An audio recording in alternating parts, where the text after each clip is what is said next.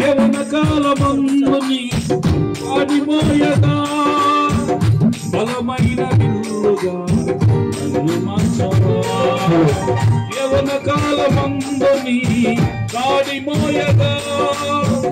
బలమైన విల్లుగా నన్ను మార్చవా ఒక ఆశ ఉందయ్యా నా కోరిక తీర్చయ్యా నా మొరవిసయ్యా ప్రస్తుతమయ్యా ఒక ఆశ ఉందయ్యా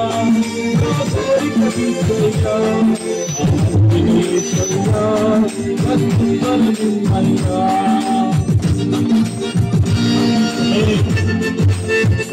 హల్లెలూయా